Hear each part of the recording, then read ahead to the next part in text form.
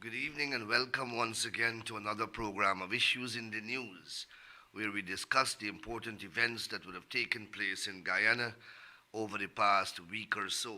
And as is the norm, there are always a menu of issues worthy of discussion.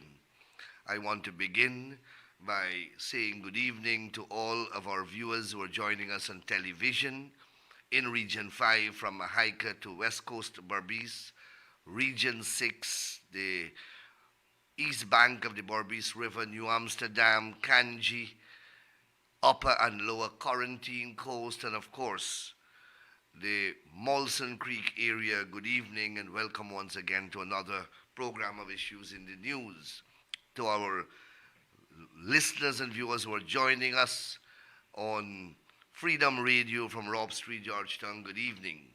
And to the tens of thousands of you who are joining us on Facebook Live from across Guyana, the Caribbean, North America, Europe, Asia, and even further afield, good evening and welcome to another program of Issues in the News.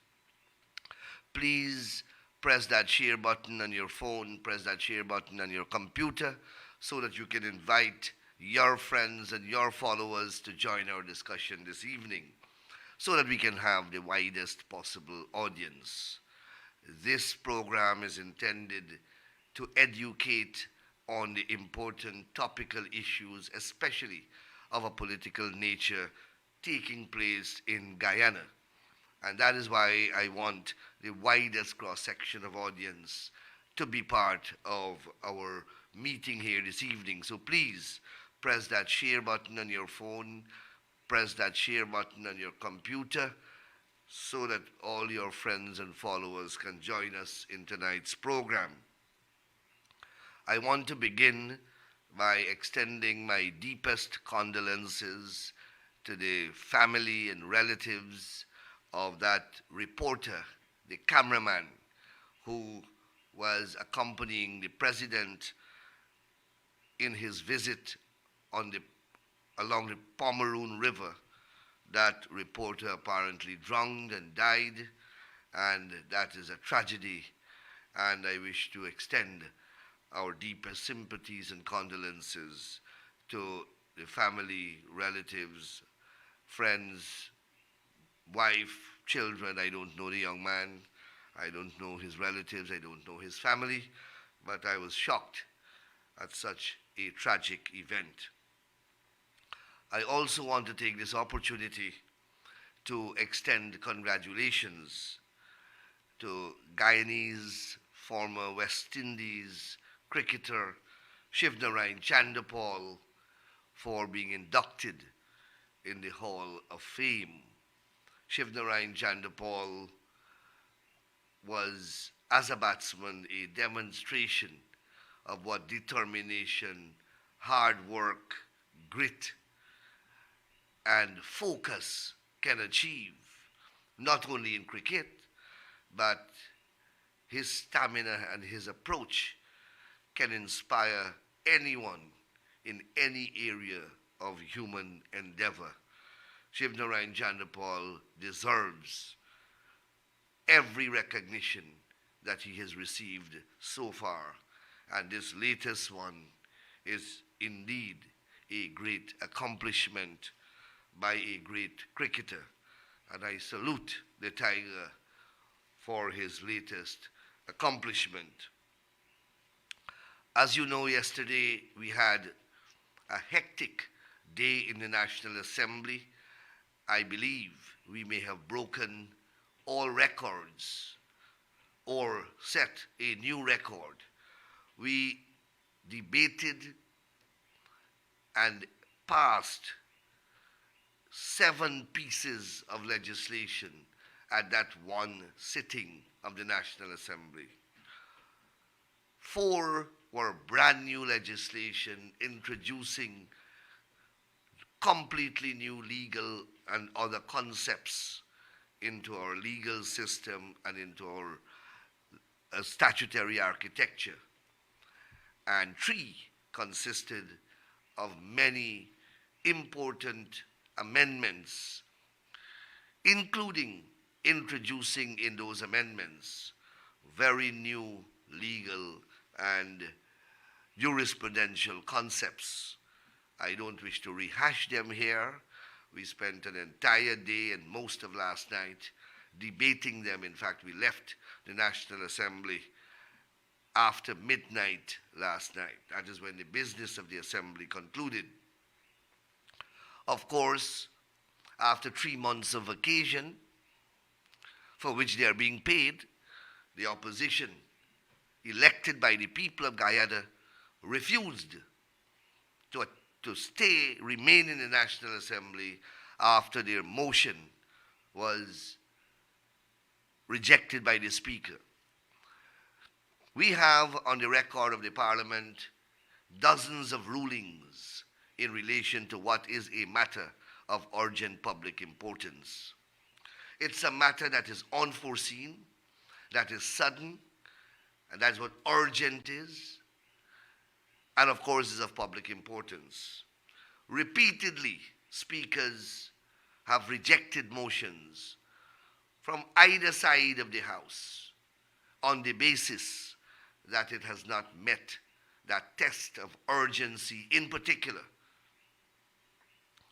when they shut down the Wales Sugar Estate and put on the breadline some 1,900 sugar workers without any notification whatsoever, either to the sugar workers, to the unions, or to the general public.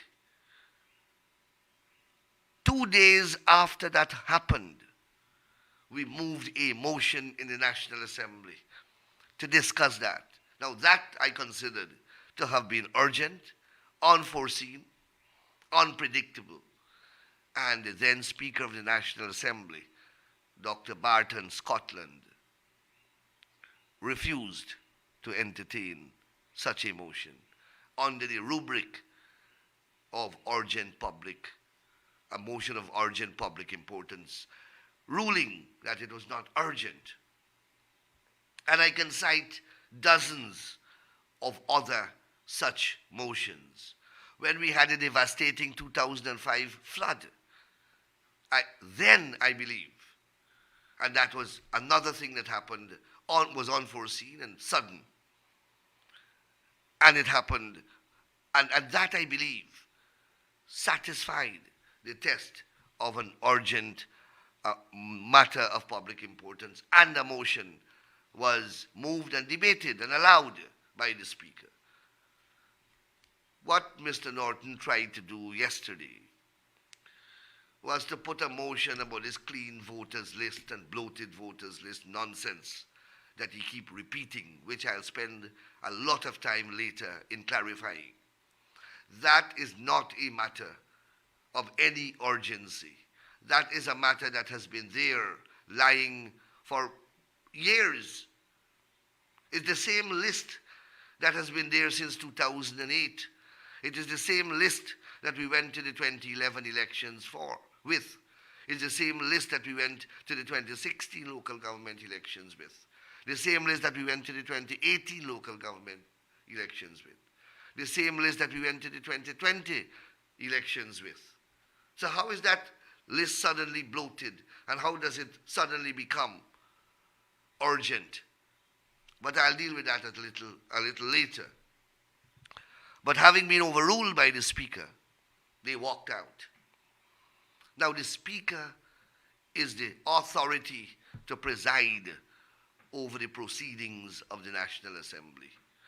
When you take your oath to become a member of the National Assembly, you also take an oath to be bound by the Constitution. And the Constitution provides for the election of a Speaker. The Constitution also provides that Parliament must make rules to regulate its own process.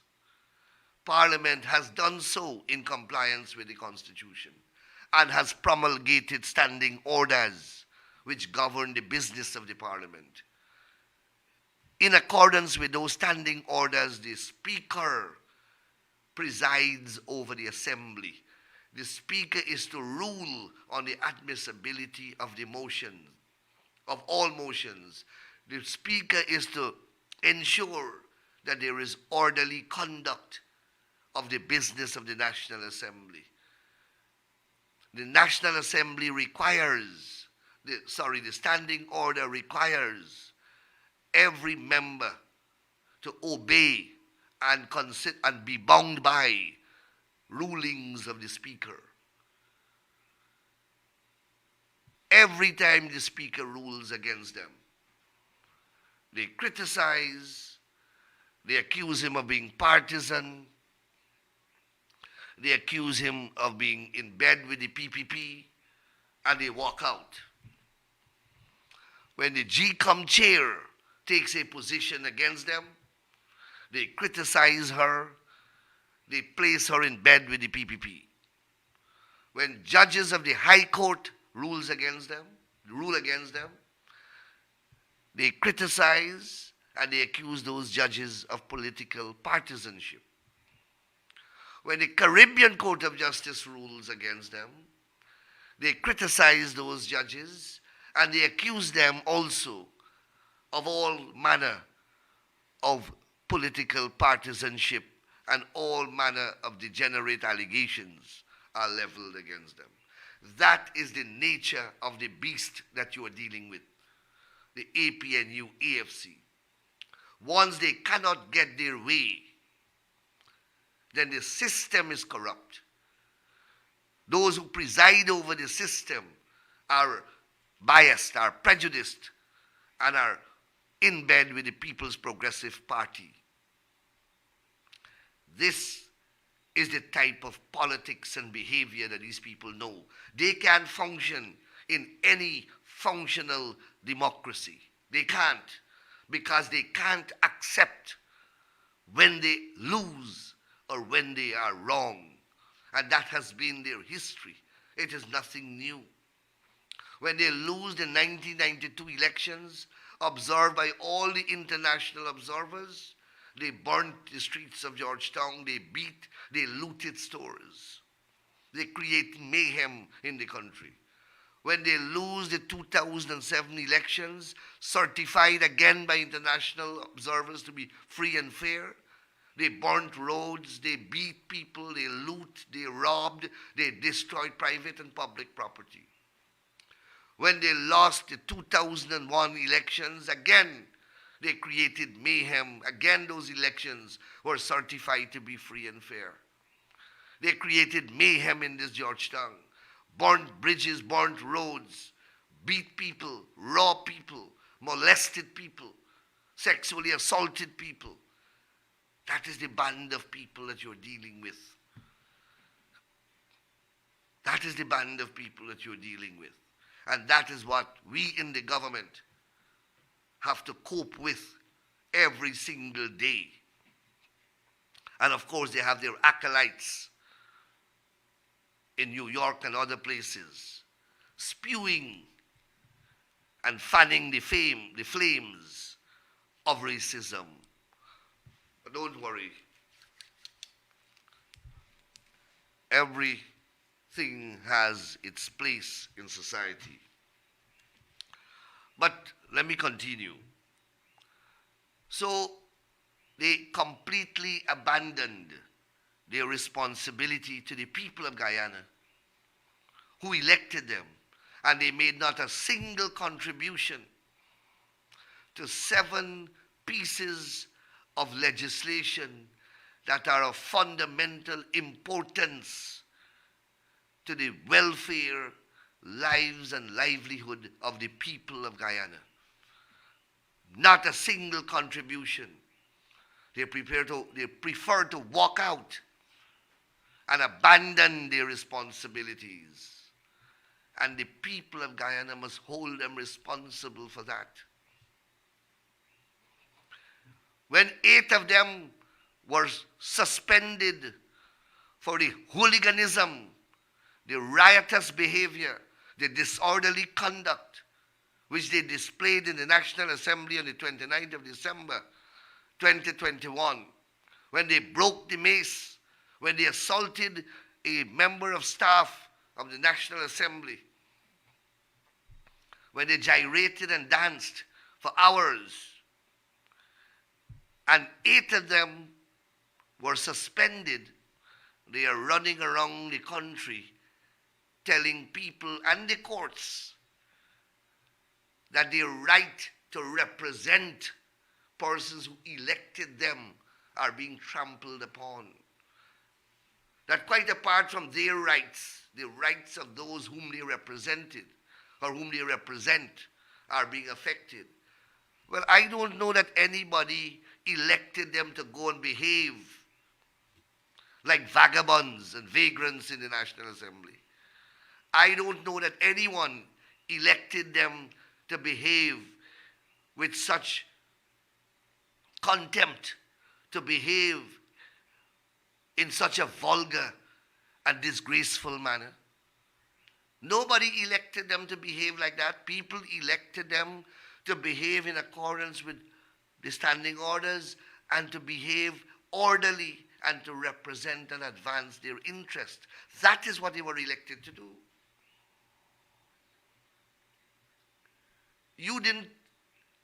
I was not elected to the parliament to make myself a clown. I was elected to the parliament by the people of Guyana to do the people's business. So if I misbehave and I am punished in accordance with the rules of the parliament, that is my fault. I have done a disservice to the people who elected me because they did not elect me to misbehave. I have abandoned my responsibilities to my electorate. Here, yesterday, a simple ruling by the Speaker against them caused them to leave and abandon the people. What was their excuse then? Anybody forced them into the assembly? Anybody forced them out of the assembly? Anybody suspended them from representing the people? Anybody suspended them from sitting in the National Assembly? No. They simply do not want to work. They simply want to draw people's money. They simply want to live off taxpayers' dollars and don't do the work for which they are paid. I didn't vote for them, so they don't owe me any responsibility in that regard. It is those who voted for them who must hold them accountable. If they don't come back to the National Assembly for the rest of the term, it doesn't really bother me. We will get our business done. I would like them to be there because I would like a parliament that is responsive, that is accountable, that has a vibrant opposition, which keeps the government intact and under scrutiny, because that is how democracy works. It is for only those reasons that I would want them there. I didn't vote for them. They don't represent my interest. So the people whose interest they represent, I am appealing to you to learn a lesson from this type of renegade behavior. Please learn the difference between an animal and a human is that the human is expected to learn quicker from his or her experience. That's all I have to say.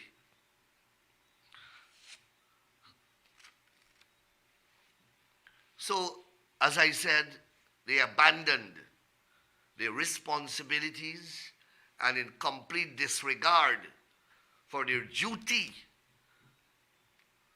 to their constituents, they simply left and went about their private affairs, while the government MPs stayed in that parliament from 10 a.m. to 12 midnight to complete the business of the people. I repeat, whilst they abandoned their posts, the government MPs stayed in that National Assembly from 10 a.m. to 12 midnight and concluded the important business of the people of Guyana. And that is why I always have to reiterate my position that the PPP must always take the high road. We must always uphold that example set by the great Dr. Chedi Jagan. Because if we don't, if we ever depart from that ideal of Jagan, if we ever depart from that example of Jagan, that is the end of this country. If we ever are to reciprocate or degenerate and respond to the behavior and respond to the strategy and respond to the actions of APNU, AFC, PNC, whatever name you want to call them, that will be the end of Guyana. We always have to fetch that burden. We always have to shoulder that responsibility of pushing Guyana and the people's interest. And we will continue to do that. We understand that that is our role. And we understand that we have to fetch a burden.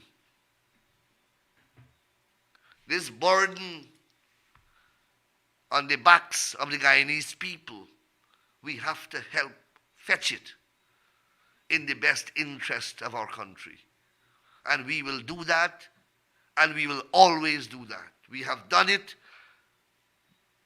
from the formation of the People's Progressive Party, and we will do it to the end of time. That is our commitment to the people of Guyana. I want to spend some time speaking on the list because it continues to make the news, and Aubrey Norton and the APNU AFC continue to mislead the population. They continue to misunderstand the law. They continue to peddle a false narrative. But I am happy that more and more this issue is being discussed. Because as the issue is being discussed, more and more their ignorance of the issue is being crystallized and made public. Their lack of understanding of the concepts are becoming more apparent and visible. And the falsity of their narrative is being revealed more and more. So, let me start out with what the position is. And we have said it 1,000,000 times, but it is worth repeating. Firstly, the Constitution of Guyana is the supreme law, and the Constitution of Guyana says that once you are 18 years and over and you are a Guyanese, you can be registered. And once you are registered, you are qualified to vote. There is no requirement that you must be resident in Guyana or out of Guyana. So if you live in Australia, if you live in Sri Lanka, if you live in New York, if you live in Toronto, if you live in Florida, but you are a Guyanese and you are registered, you can vote. If you are not registered, but you are a Guyanese and you are 18 years and over and you live in New Zealand, you can be registered. So I think that is clear. That constitution is the supreme law. It can't be changed other than by a 2/3 majority. Good. The Chief Justice of Guyana gave a ruling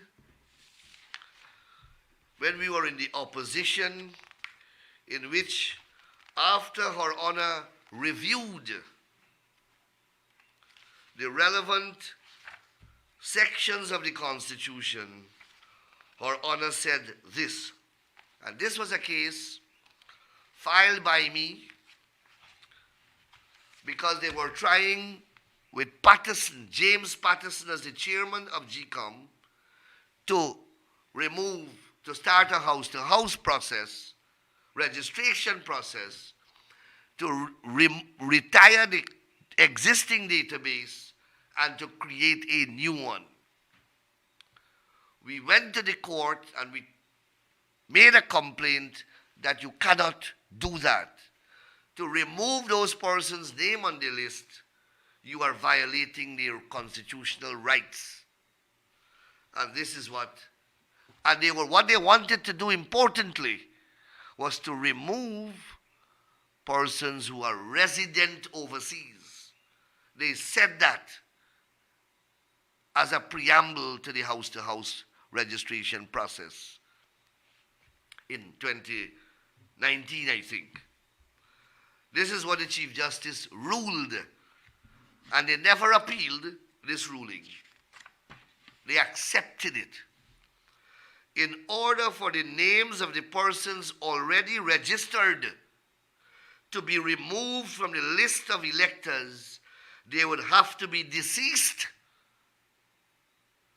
meaning dead, or otherwise become disqualified, meaning you have to commit some electoral offense, or you must become a bankrupt or insane. Those are the grounds upon which you get disqualified. The Chief Justice continues, but failure of registered persons to be present or resident during the house-to-house exercise would not be such a disqualifier, and such a person's name can only be deleted if they no longer meet the qualifying criteria under Article 159(2) of the Constitution. The fact that you are not resident here cannot be the basis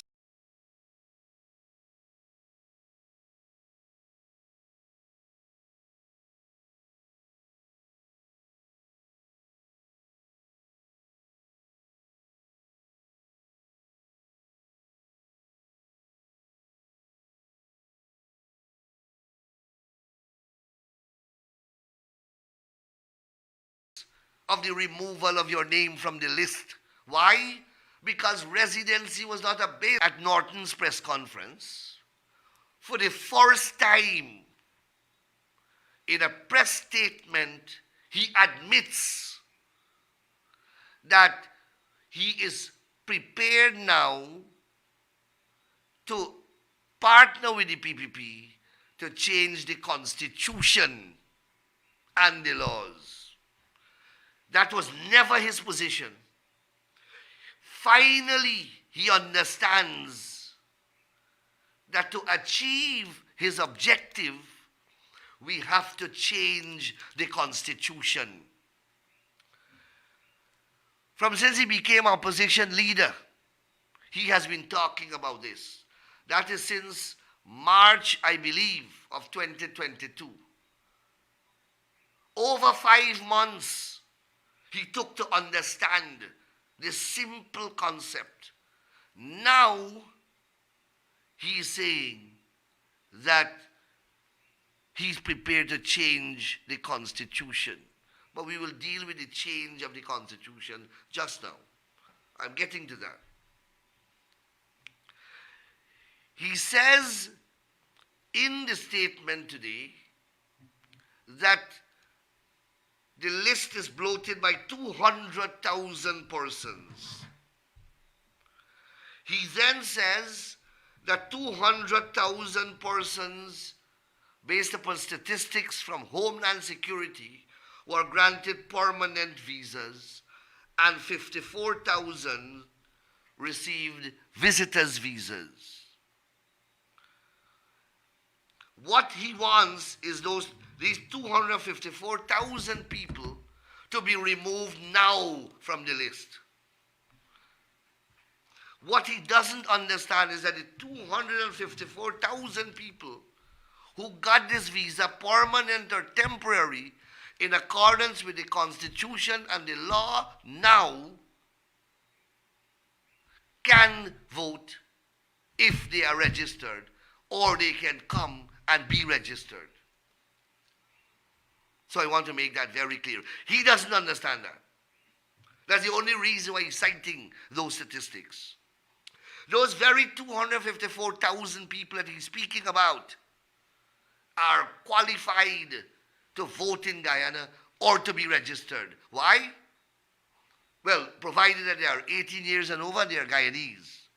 The fact that they get permanent or temporary visa make no difference. Norton doesn't understand that. He still includes that in that statement today. And go back and check that statement. Now they said today that the list is bloated by 200,000 persons. And this 200,000 persons consist of dead people and migrant persons. Now, I have already established that migrant persons, once they are Guyanese and they are 18 years old, they can be on that list. And if they are on that list, they can vote. So when they say that the list is bloated by 200,000 persons, let us assume that 150,000 of those 200,000 are migrant Guyanese. They are lawfully on the list. If they are lawfully on the list, how can the list be bloated? I have to get a blackboard and I have to start to draw this thing now. If they are qualified electors, or they are, how can they be, or they are qualified registrants, how can they be considered a bloat? How? Unless we break this thing down piece, maybe they will never understand it. So that's the first thing I want to point out. Secondly, let us say, remember it's 200,000 they're saying. So 150, let us assume that is the migrants. So I have established that not because they're migrants, they are disqualified. In fact, they are qualified to remain on the list. So if you have 150,000 Guyanese living outside of Guyana on that list, they have a right to be there. They can't be considered bloat. If you have 50,000 dead people, well then take them off. We have no problem with that. Let Charles Corbin, Vincent Alexander, and Desmond Trotman, your three commissioners, go there and remove them from the list.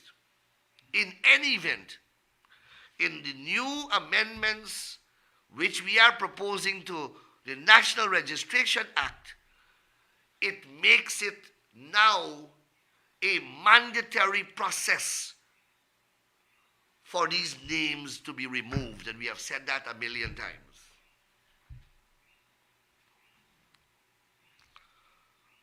So let's move on. Let's move on. I'm taking my time so that people will follow the argument. Today at the press conference, a young reporter whom I wish to salute here tonight, Tamika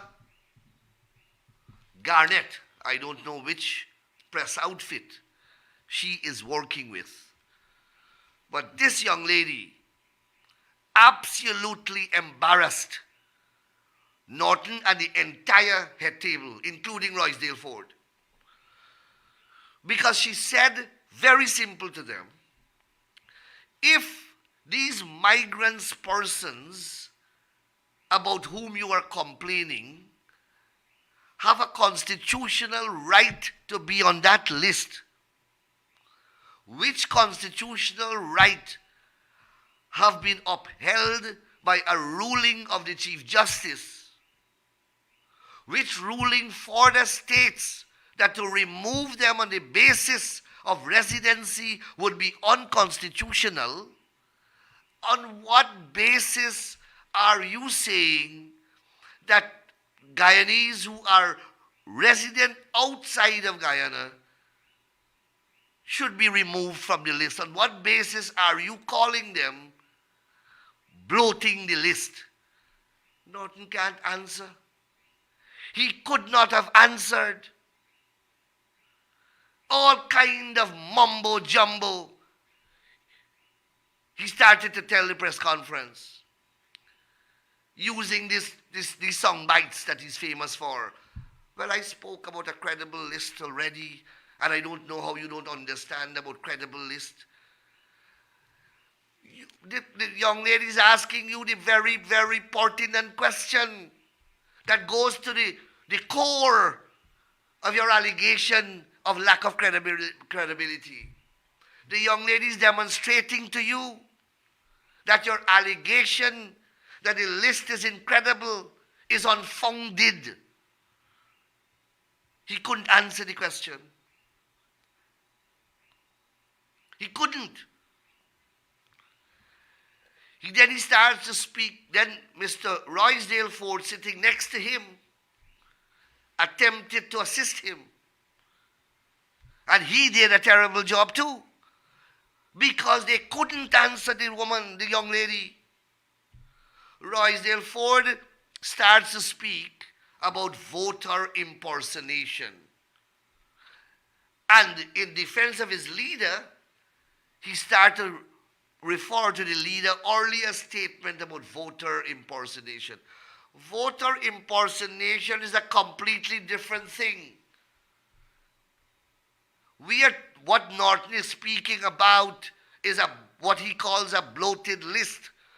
Voter impersonation is pretending to be someone else and voting in place and instead of that person. That has nothing to do with the list. When they can't answer the issue, they confuse and conflate them. Then Roysdale Ford, in his desperation, started to introduce residency in constituency for the purpose of local government election, and started to say now that the Chief Justice didn't deal with that issue. That is, resident within a community or within a locality or within a constituency for the purpose of local government election. That the Chief Justice ruling didn't deal with that. We agree that was never an issue. It is now because they can't defend their clumsy, uninformed, uneducated positions, and their ignorance is being revealed. They are now running for cover and creating new arguments as they are going along. Today, for the first time, the Guyanese public would be hearing about residency now for the purpose of local government elections, meaning residency within the locality. That has never been an issue, and we can address that. But that is a completely new argument And it was only used because Ford and Norton could not have answered the probing question of that competent journalist.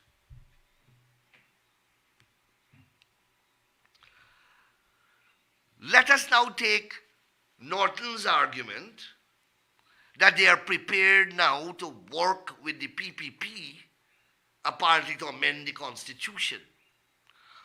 Well, first of all,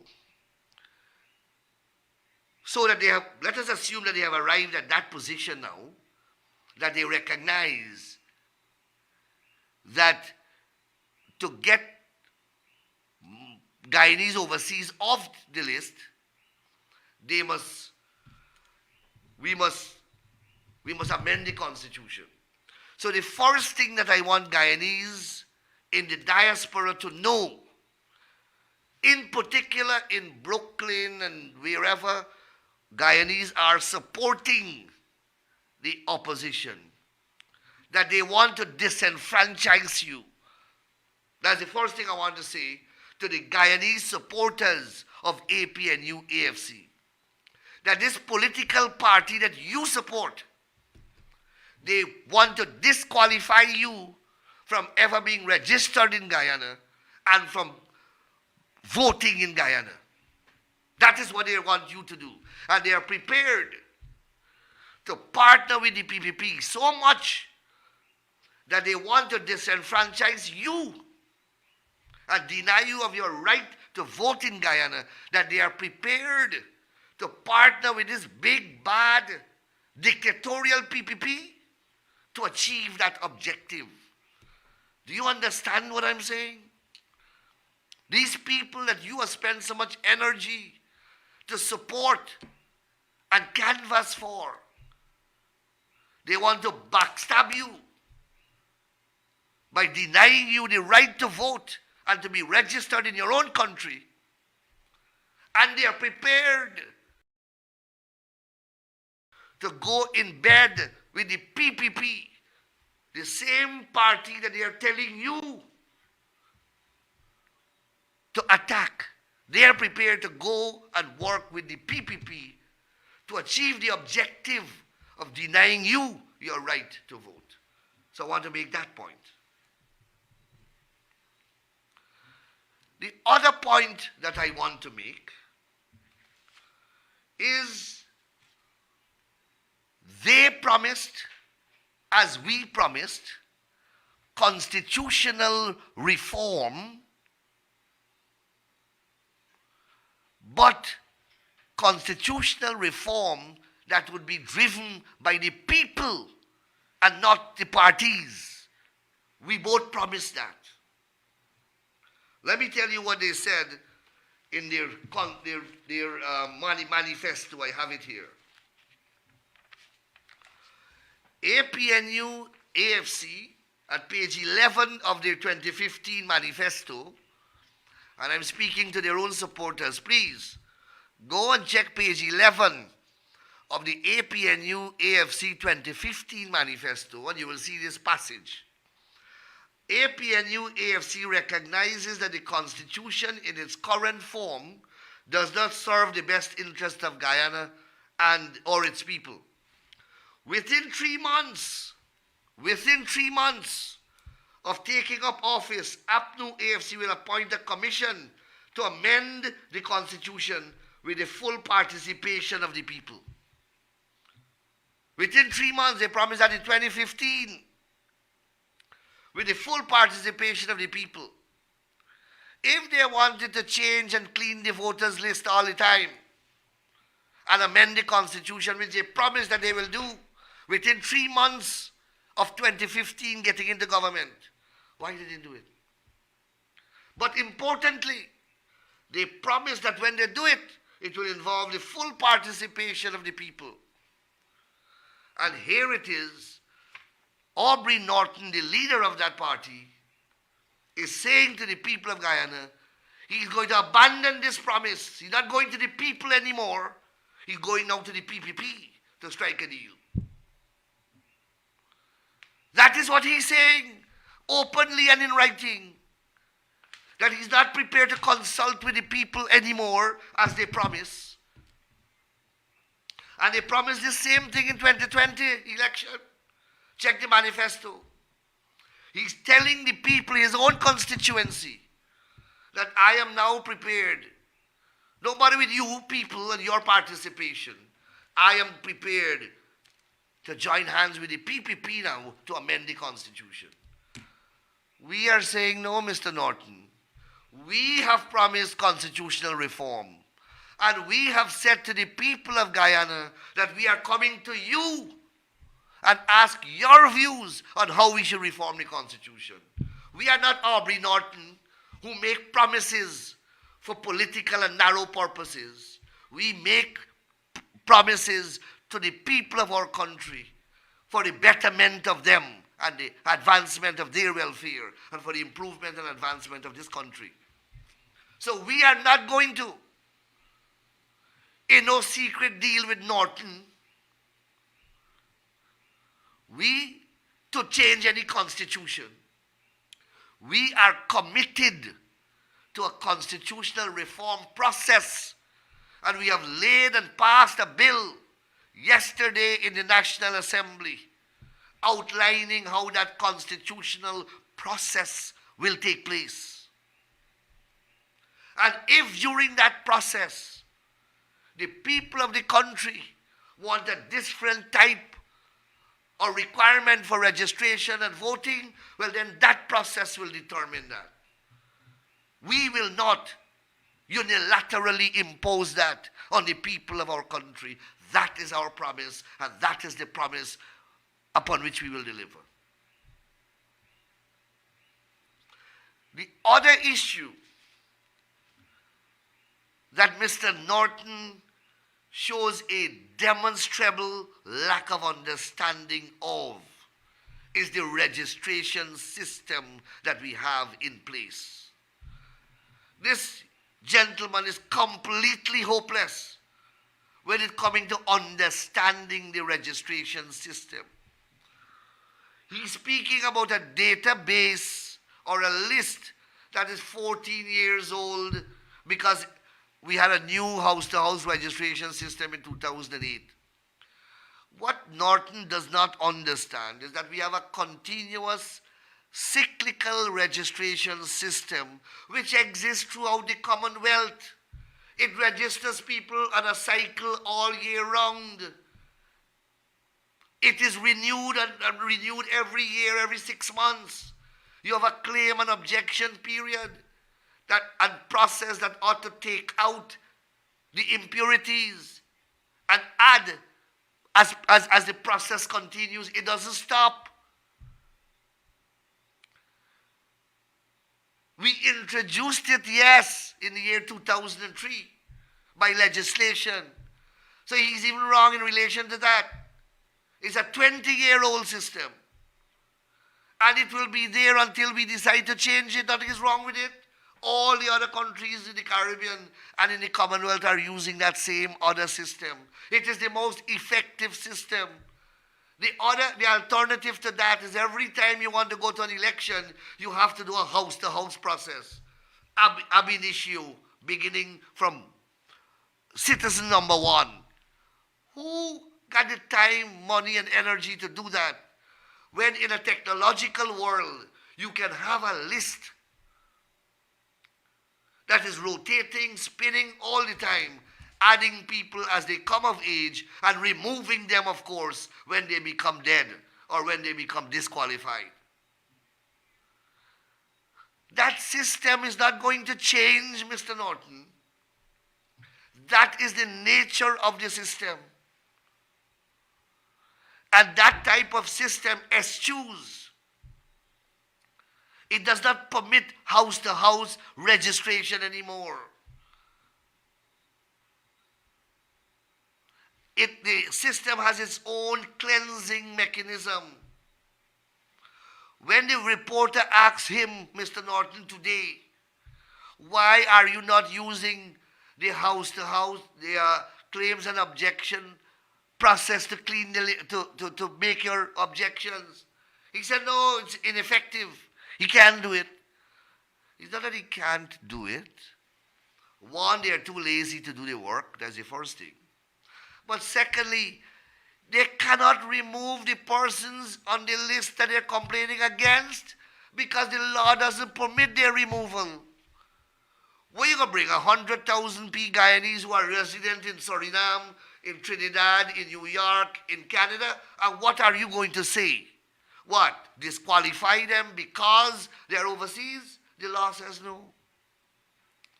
And why you think they're not going to the court?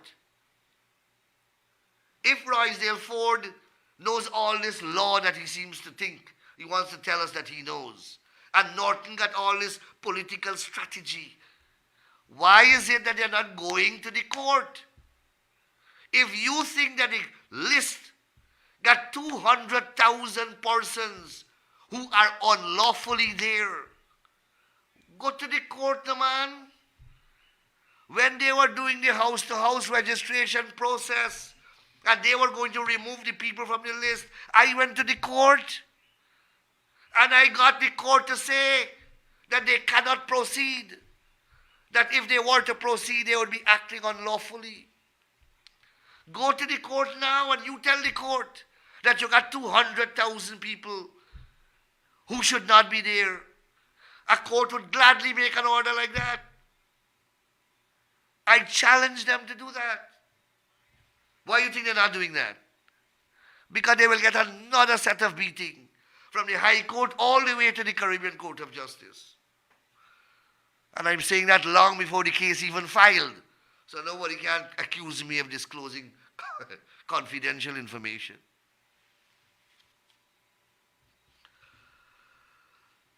So I think that I have dealt adequately and elaborately with the issue of this list.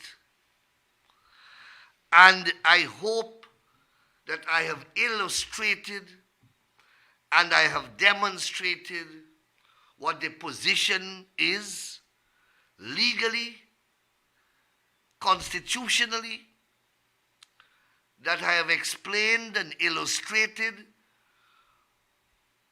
how misconceived Mr. Norton is in relation to this issue. And I have demonstrated and illustrated how false their narrative is, how defective their arguments are in respect of this issue. I know that the press would normally cover or follow this program, and I am hoping that they would use this program to produce many articles clarifying the issues, because it is for the first time that we got from the APNU AFC their full story. It is the first time they have disclosed so much of their arguments so that we can able to analyze them and demonstrably debunk them. They never before say what was the basis of their objection over the past several months. They were talking about dead people, yes. But they never openly came out and spoke about the migrant people. So I'm happy that they were duped to come out. Or they chose voluntarily to come out. So that they were able to bare their soul and we are able to respond now. So, brothers and sisters, I want to thank you very much for being with me over the past 55 minutes or so. I think that we have had a good program. I want to apologize for not interacting with you more. I haven't been able to look at your comments, but I know that many of you are looking at the program and are following the arguments.